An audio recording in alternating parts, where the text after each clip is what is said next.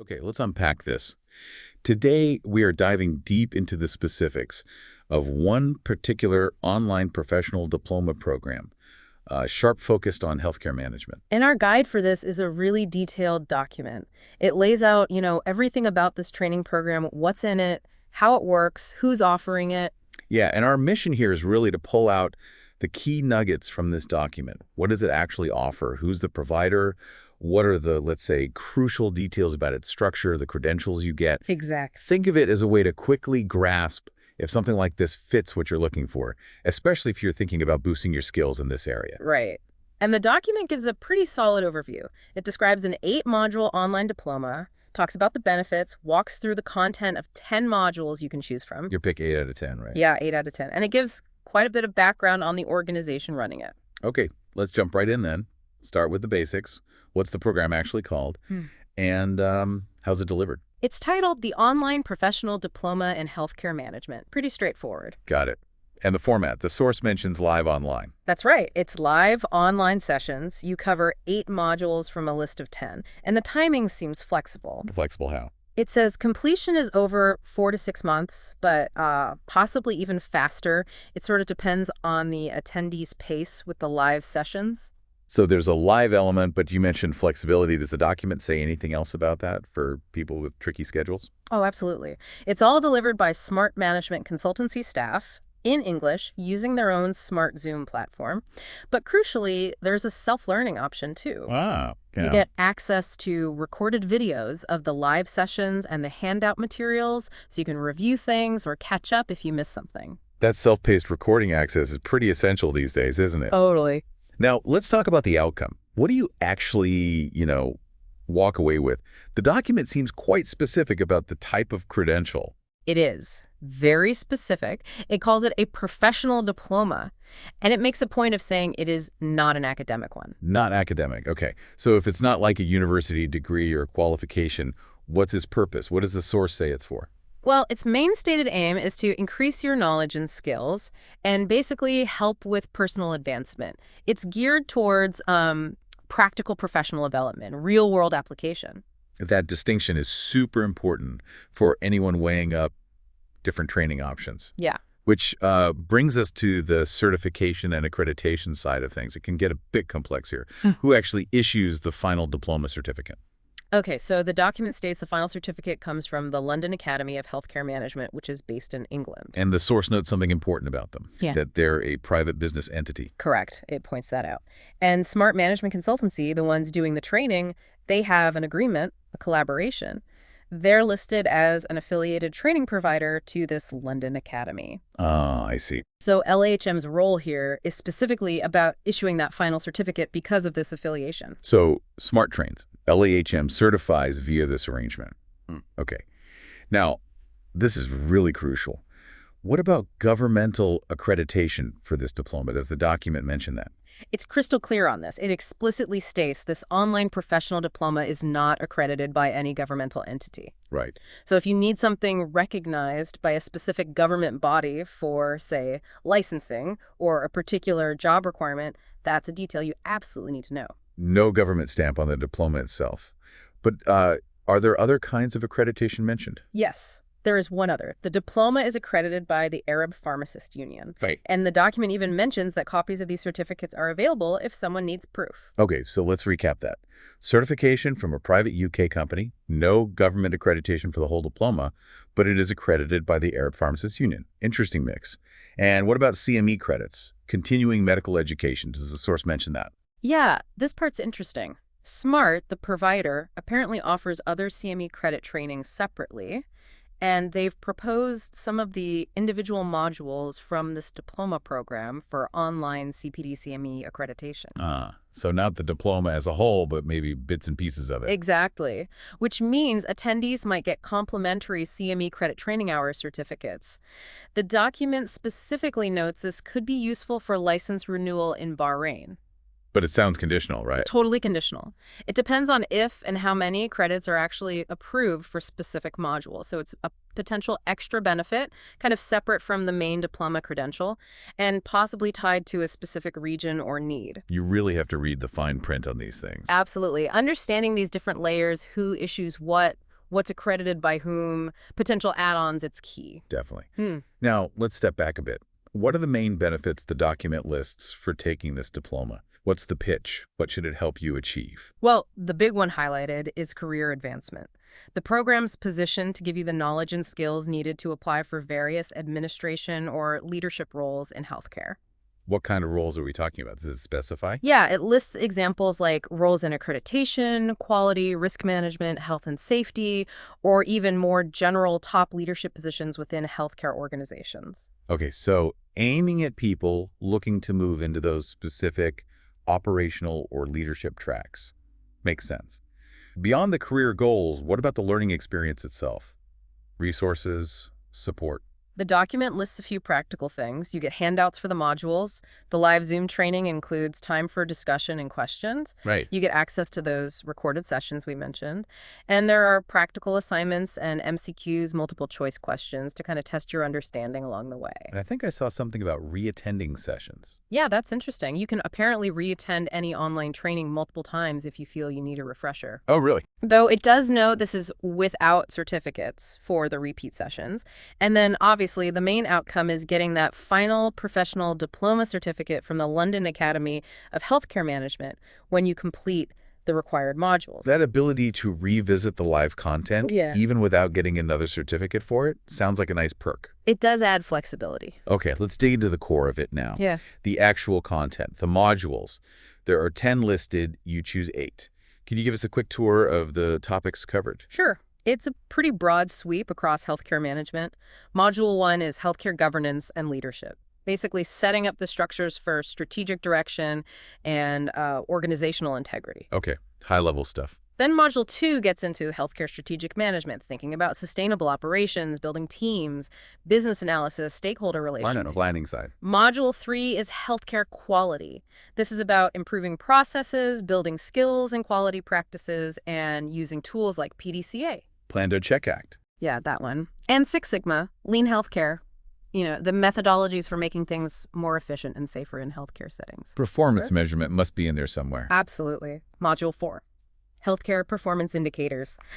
Looking at performance management continuously, how to measure administrative, operational, clinical performance, classifying indicators, developing surveys, data-driven stuff.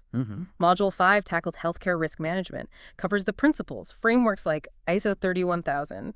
That's the big international standard for risk. That's that one. It also covers risk categories, tools for identifying risks before and after things happen, making a risk register, planning, safety programs, reviewing issues, and even supporting staff after errors. It's quite comprehensive. Wow, yeah. And Module 6 seems related.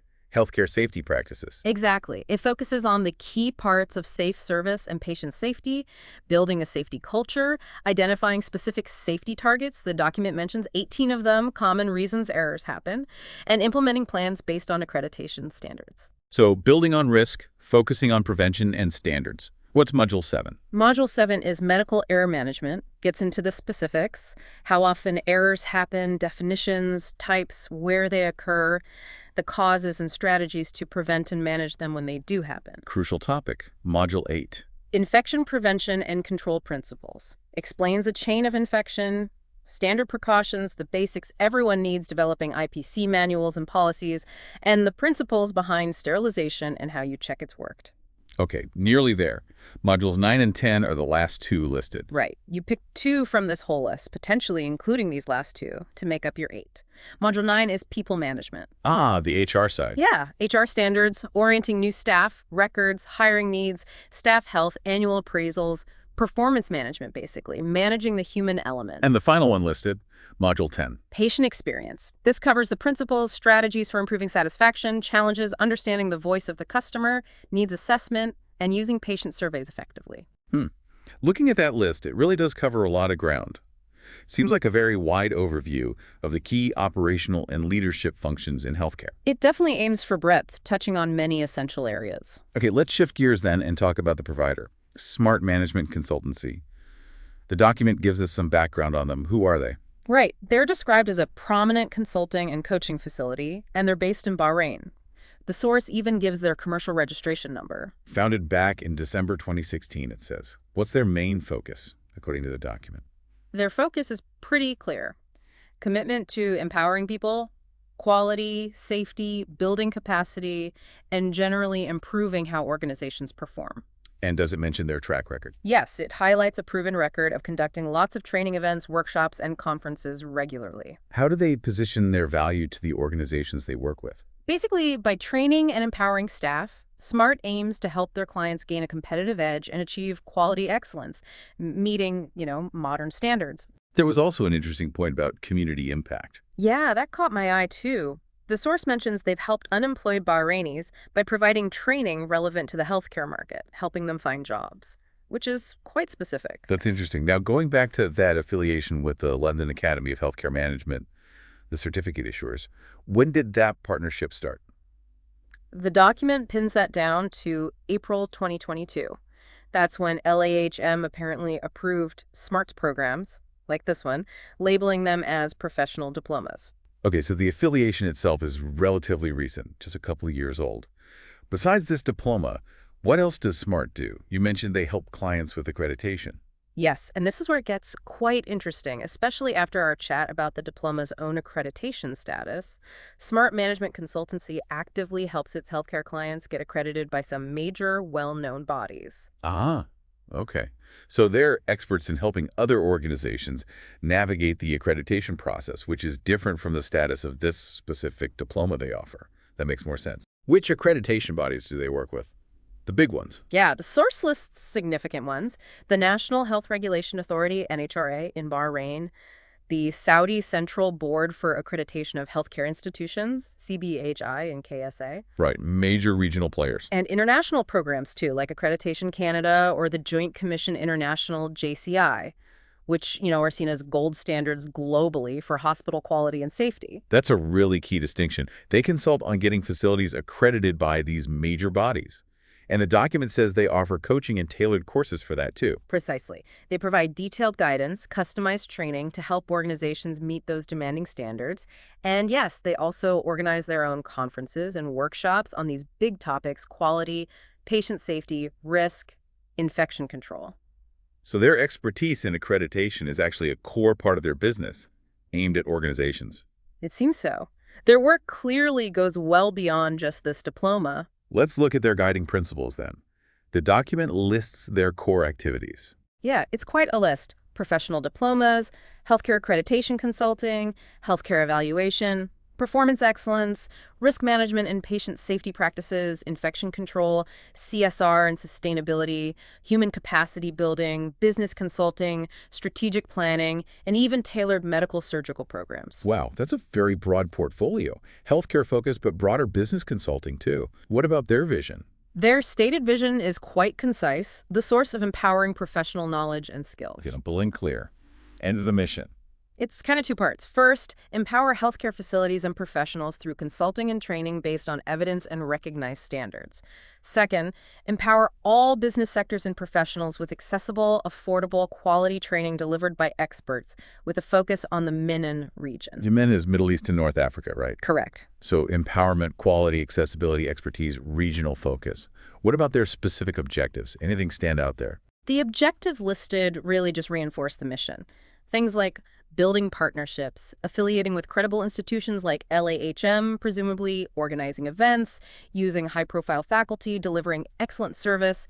It mentions elegant venues for face-to-face training, Right. offering tailored courses, assessing market needs, and always emphasizing empowerment, quality, and safety. And it lists their core values, too. Partnership, quality, commitment, honesty, empowerment, and ambition. Yeah, that pretty much sums up the picture the document paints of Smart Management Consultancy as an organization. Okay, let's just take a moment and pull all that together.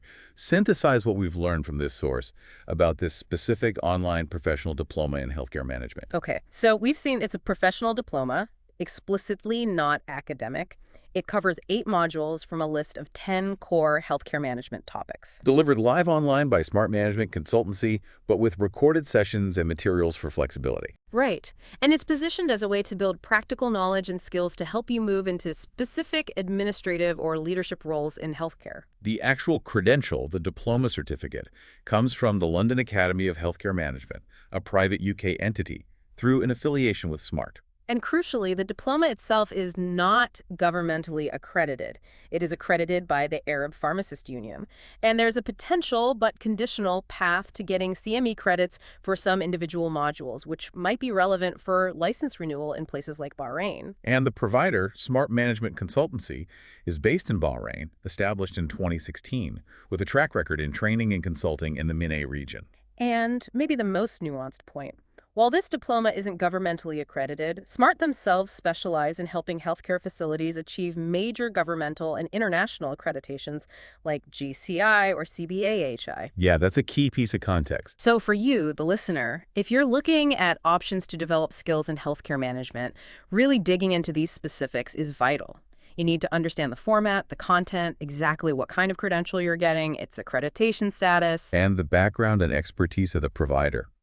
All of that helps you decide if this program lines up with your own career goals and what you actually need from a qualification. Exactly. Is this the right fit for your specific needs? This deep dive really throws a spotlight on just how varied the world of professional credentials can be, doesn't it? It really does. You've got certification from a private company, accreditation from a professional union, a clear statement of no governmental accreditation for the diploma itself. But then the provider's core business involves navigating those big governmental and international accreditations for facilities. It's quite a mix. It is, and it leads to a final thought, maybe something for you to chew on. Given this landscape we've just explored, this blend of different types of validation, what does it tell you about how to navigate professional qualifications and sort of quality assurance in the healthcare sector today? When you're evaluating a program, how do you weigh the type of accreditation it holds versus the demonstrated expertise and track record of the organization providing the training? Where do you place the emphasis for your own path? That's a really good question to consider. Definitely food for thought.